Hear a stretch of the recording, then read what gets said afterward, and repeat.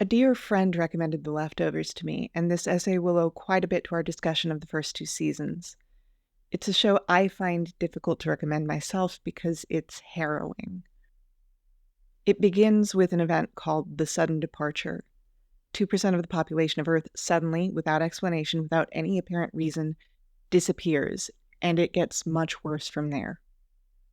My analysis of it will focus on grief and will therefore have to elide large sections of the plot because it's incredibly dense. It'd be easy to do an hour of commentary per episode and still miss things.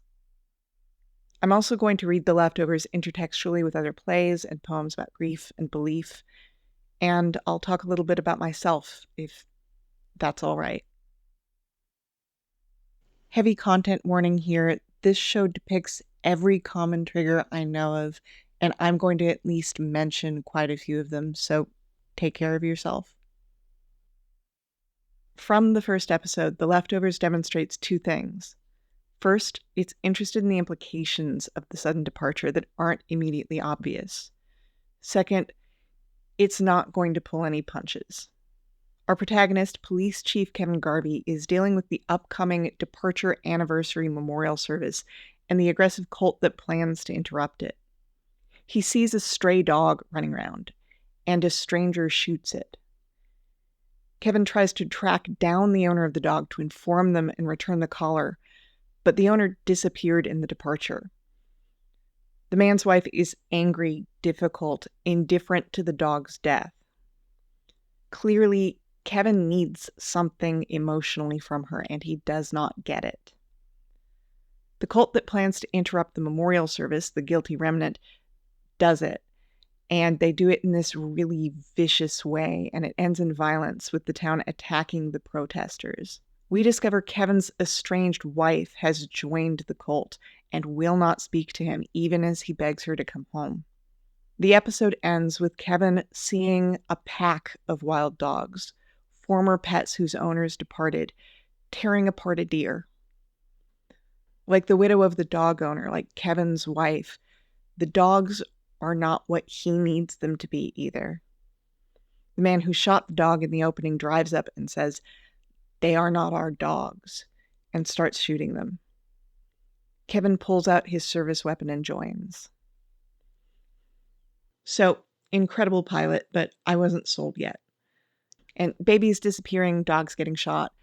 These are genuinely horrific things, but I was kind of worried that the show was going to be about those big horror moments without earning it. I literally noted, okay, officer discharging a service weapon.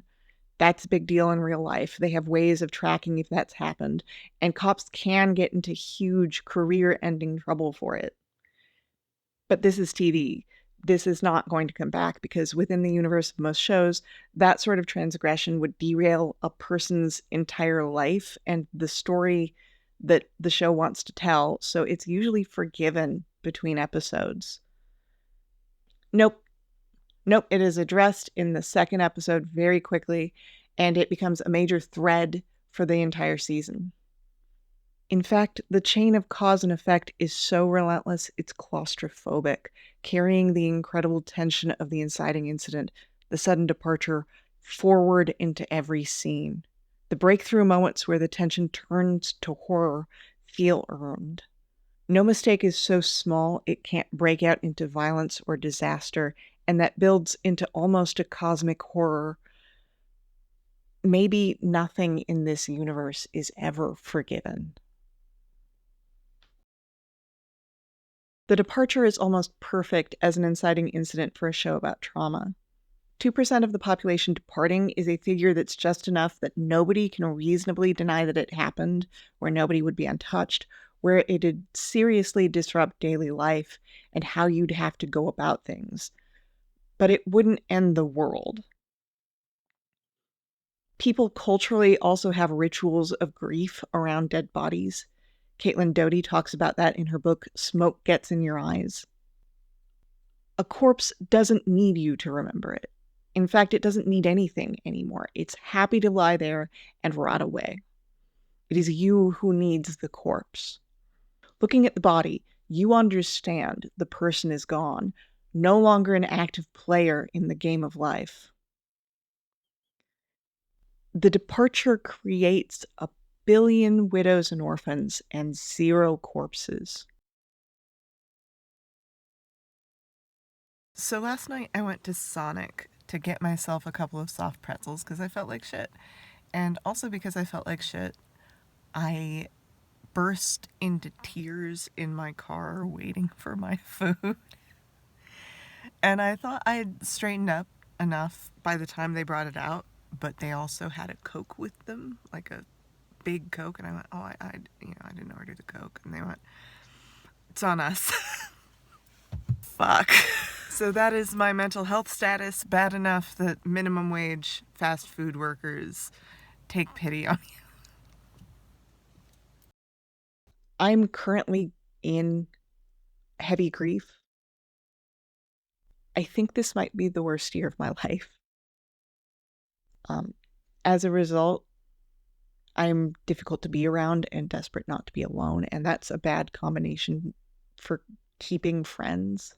Part of what has made this year so bad is I've had friends with cancer and with pregnancy loss and a couple who have been through self-harm, and I feel fucking awful for them.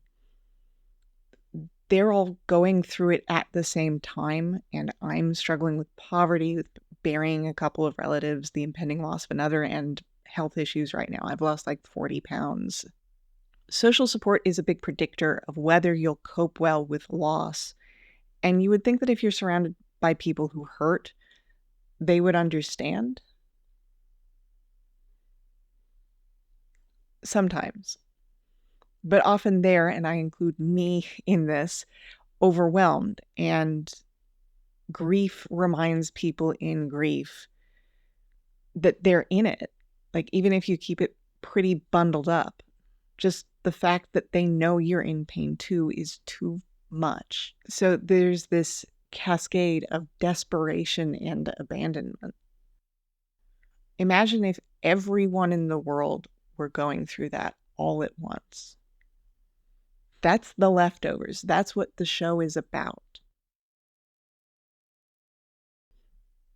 I've touched only lightly on the second major theme of The Leftovers, belief. The aforementioned cult, the Guilty Remnant, is the main antagonist of the first 2 seasons. They wear white, they don't speak unless absolutely required, they chain smoke every moment they're awake in what seems to be a quasi-sacramental discarding of their bodily well-being. They follow people who've lost loved ones to the departure around, standing outside of their houses, schools, workplaces, just watching. They interrupt communal events like homecoming football games and the memorial service for the departed. We've all heard of the Kubler-Ross 5 stages of grief, which was originally developed as stages of grief for a person who is dying, not for people dealing with others' deaths. That model of grief ends with acceptance because the person going through it dies at the end. It's also generally heavily criticized because grief is a feeling and one you will always have to some extent, and how intense it is and whether it interferes with your life is determined by how resilient you are and how strong your support network is. For that reason, I prefer a model I've heard called the tasks of grief because at least it's actionable. It's structured almost as a mantra, and it goes, to accept the reality of the loss, experience the pain of the loss, adjust to the environment without the lost person, reinvest in the new reality.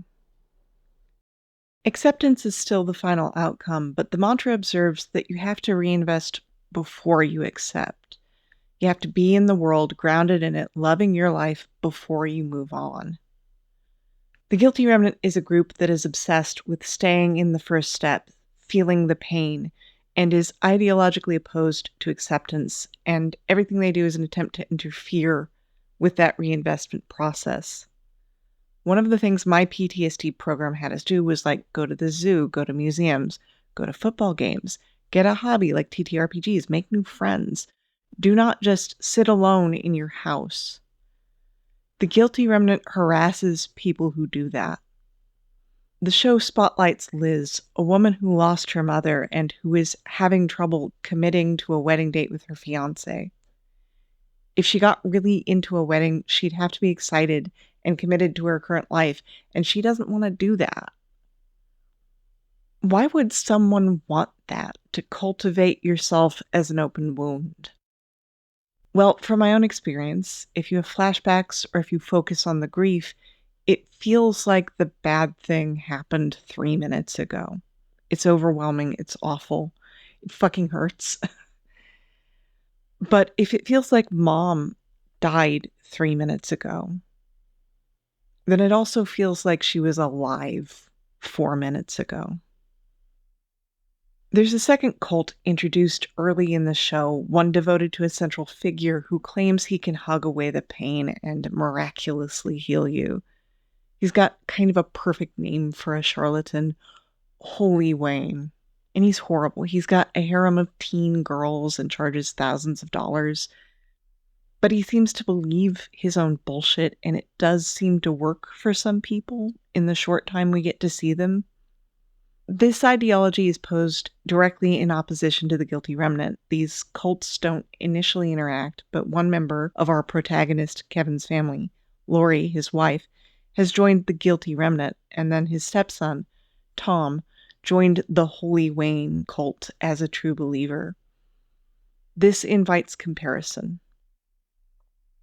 Holy Wayne's cult is the promise of skipping pain and even reinvestment and not having to engage with reality at all. One wonders what his followers get because it looks like they don't get the hug themselves.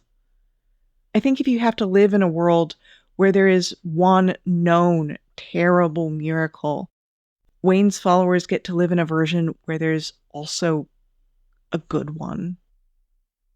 I find Wayne impossible to completely dismiss because there's something to the idea that what people really need when they're suffering is someone to be present.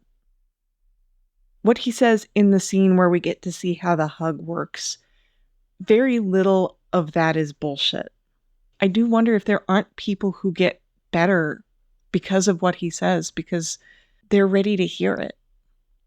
I also wonder if he doesn't do a lot of damage, because hearing the right words from someone else, or even from someone who you shouldn't trust, that can really hurt long term. Getting treats because I feel bad. Getting a frozen Coke.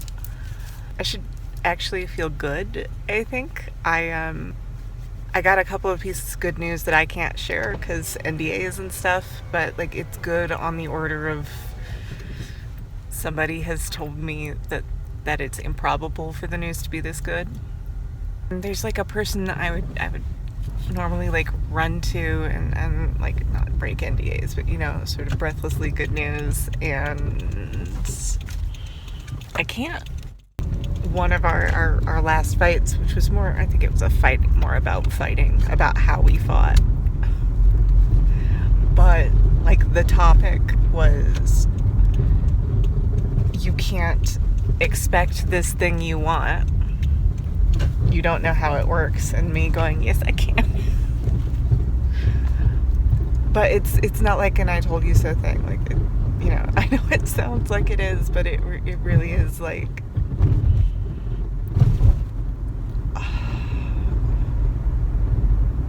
I wanted them to be here for this.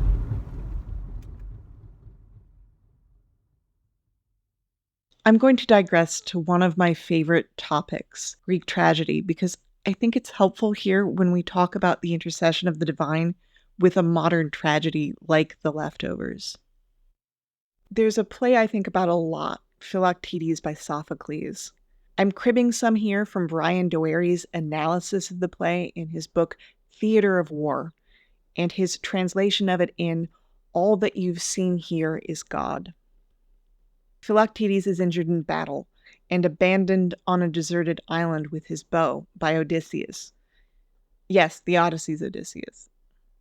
He's sort of a trickster figure, somebody who's on your side or not, depending on whether you're useful.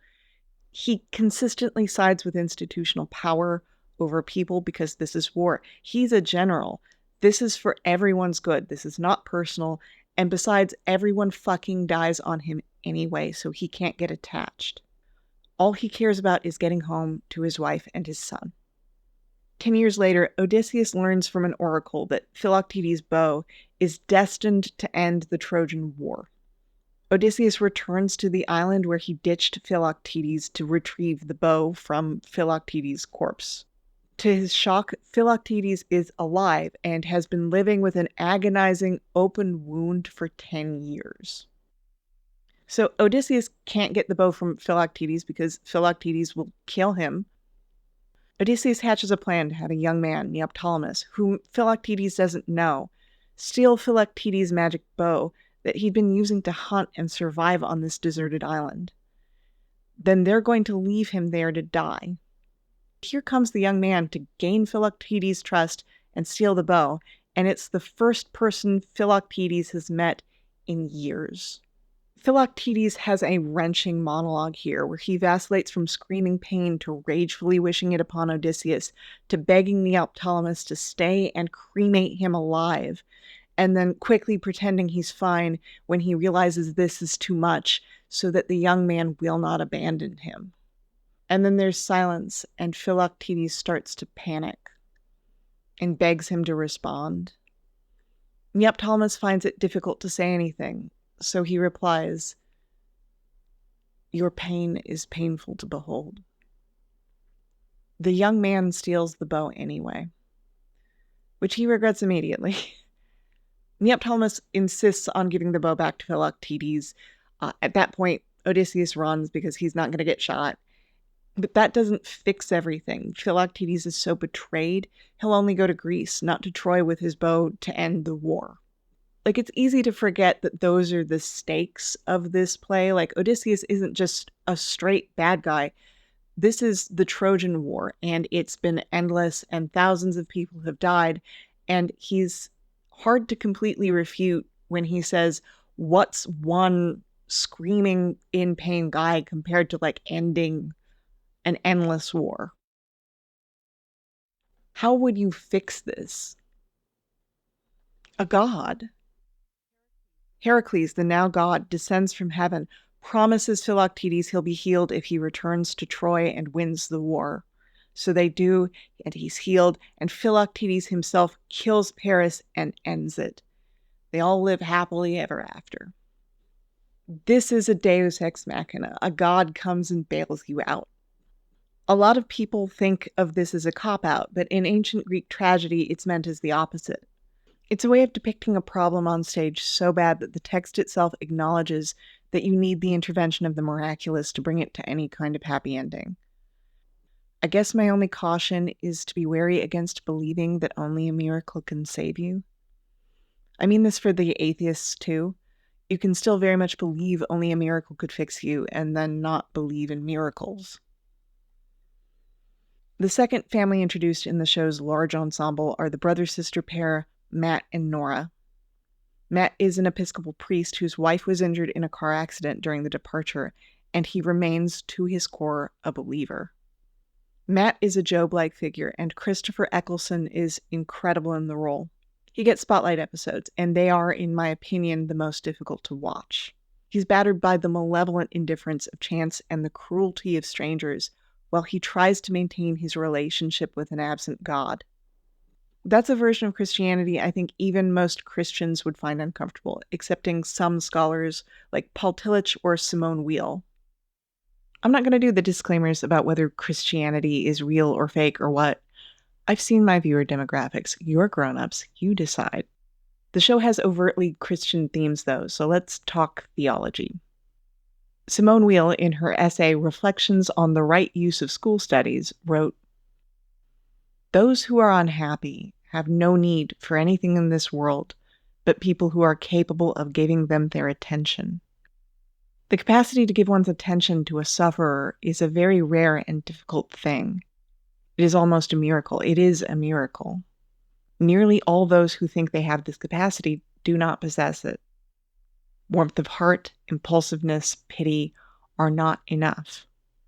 In the first legend of the Grail, it is said that the Grail, the miraculous stone vessel which satisfies all hunger by virtue of the consecrated host, belongs to the first comer who asks the guardian of the vessel, a king 3/4 paralyzed by the most painful wound, "What are you going through?" I knew someone who volunteered for the hotlines people call when they're having a hard time, and I told them that's the work of saints. The wheel quote was what I was thinking of at the time. In The Leftovers, I think about the quote in reference to Holy Wayne. Holy Wayne gives people his attention, literally spreads his arms like Christ when he invites people to hug him.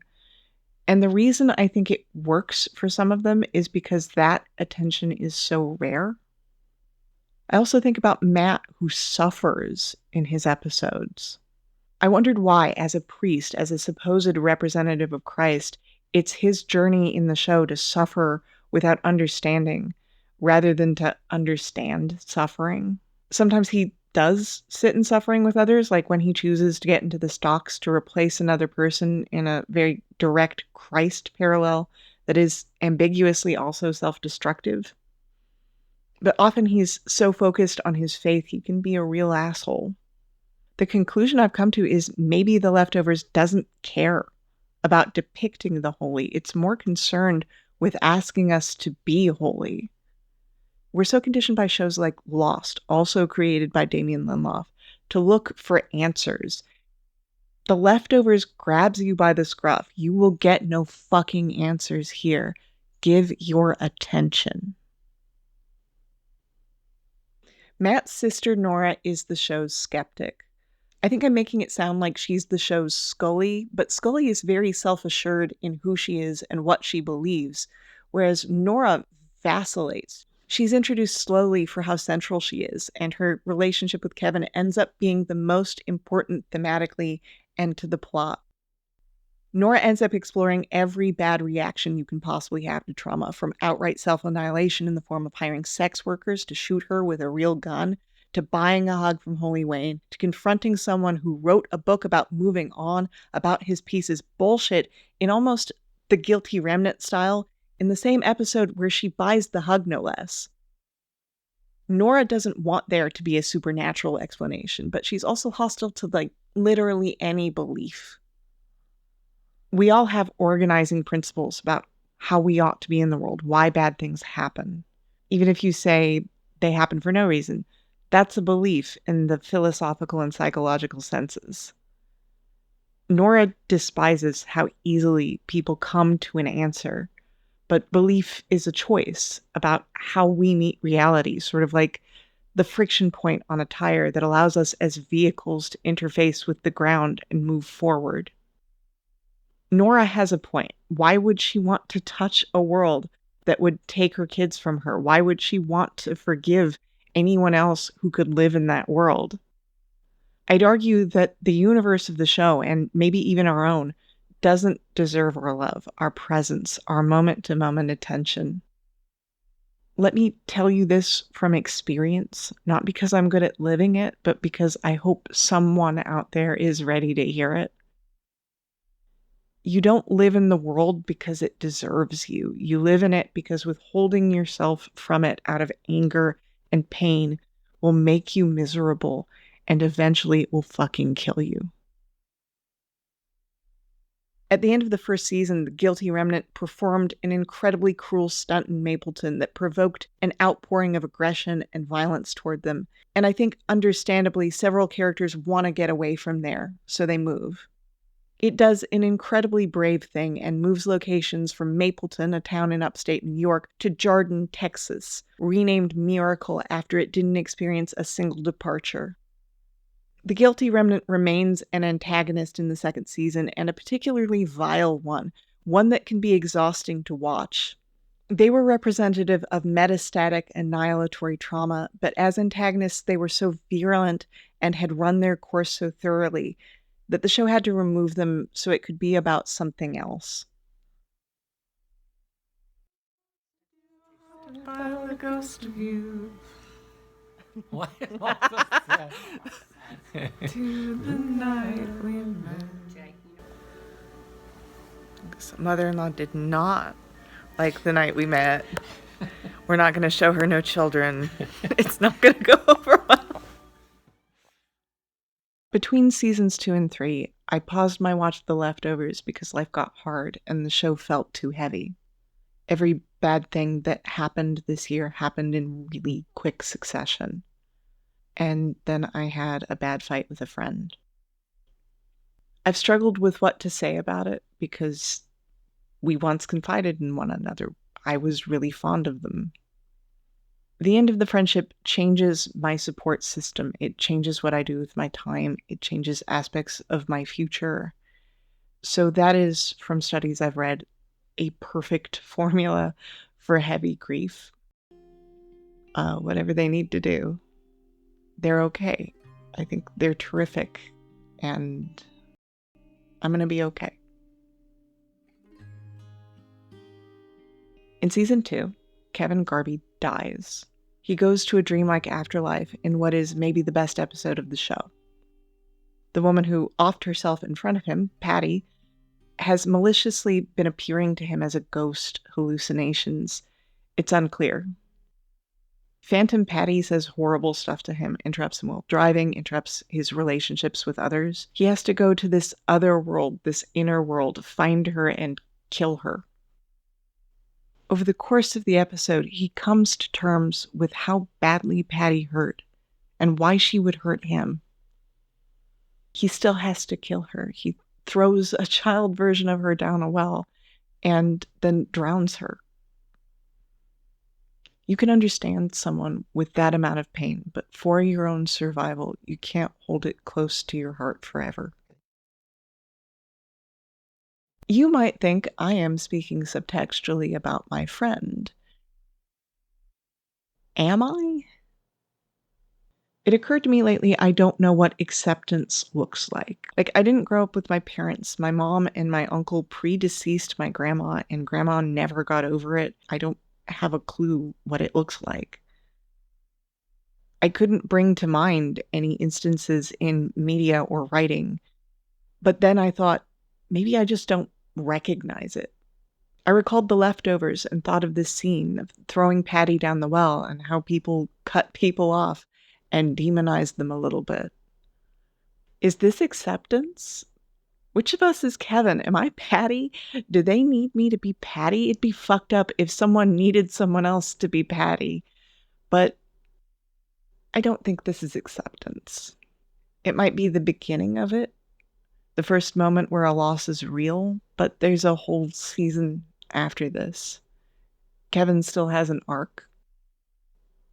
And it's just a show, you know? My ex-friend introduced me to The Leftovers, and I haven't seen season 3 yet as of this point in writing the script. I don't have anyone to talk about it with, and I miss it. If you would do me the kindness of listening while I talk about it, I would really appreciate it. Kevin dies and resurrects to stop a coming apocalyptic flood, and if you believe the metaphorical supernatural elements of the show, he gives up his immortality to do it. That is a very high-level summary of Kevin's story because I want to focus more on Nora. Nora gets involved in a probably fraudulent, definitely scary scheme to send survivors to be with their departed families in a science-y device. It may use nuclear energy to send them to another dimension, or it may just encase them in plastic and burn them alive. This echoes a discussion Nora has with Kevin where she says she'd like her body to be cremated and brings to mind Philoctetes to me. I question whether she believes this will really help her accept her loss, or if it's another example of her drive to self-annihilation. There isn't really a difference between the two at this point in her story. My favorite poem ever is about a death. It's by Mary Karr, and her ex ended his own life, and she's furious. Even so, the poem evokes Tennyson for me. Tennyson wrote a memoriam for his friend Arthur, who died suddenly and very young. He's the "'tis better to have loved and lost than never to have loved at all" guy, and you might think that's what his acceptance looks like, but that line is in poem 27. In my mind, Tennyson's actual moment of acceptance is in poem 127. Strange friend, past, present, and to be, loved deeplier, darklier understood.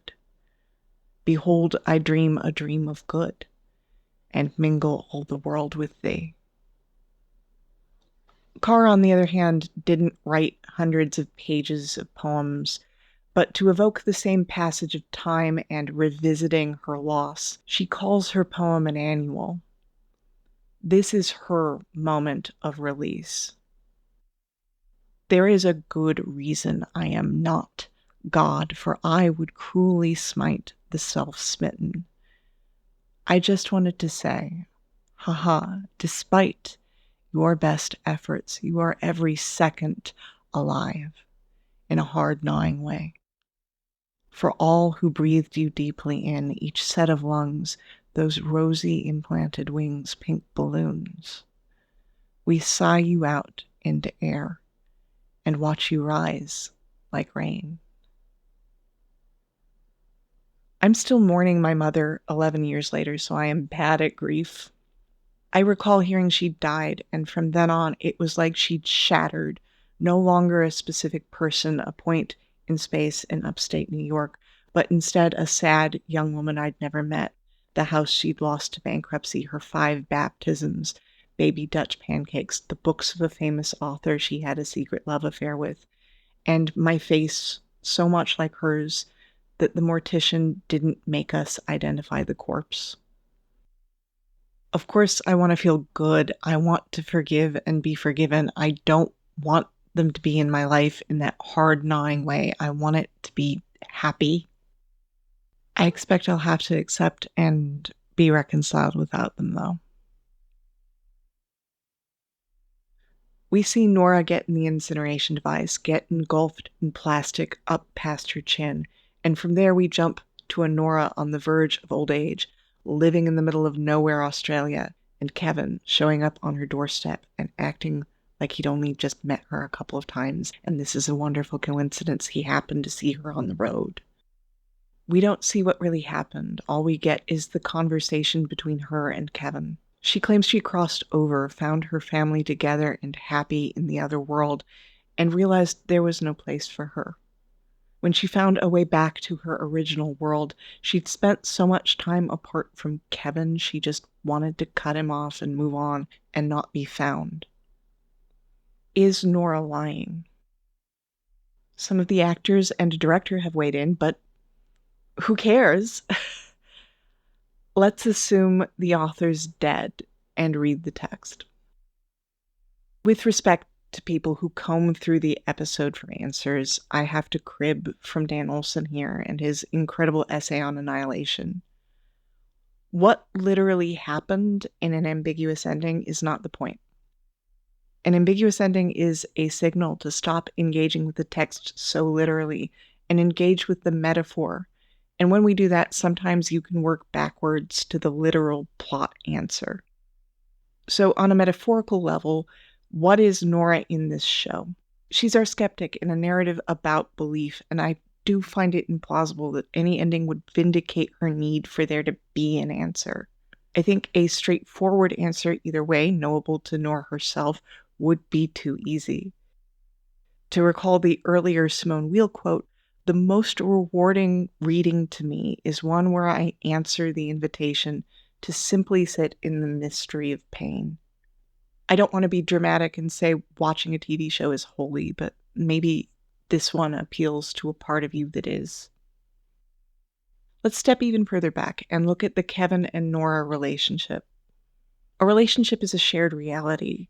While they were together, they had lives that were knowable to one another. And when someone is gone, because they're dead or out of your life, the stories you tell about one another, how you have to feel about them, aren't really about you or them anymore. Nora was gone. Kevin needed to find her. That was not about her. Nora needed to get away from Kevin, live in the remote outback for years. That was no longer about Kevin, because even if she was haunted by him, the real living Kevin was not in her life. Now they're in the same room, talking about what happened, negotiating. Can we share a reality here? Kevin has to drop his initial lie and admit he knows her. Say, I looked for you. I needed you. Where were you? Whatever happened, Nora couldn't share those years with Kevin. She needed to check out and be in a world where her kids were alive. And she learned it didn't make her happy. That is true. Kevin believes her. Like all acceptance, it's a miracle.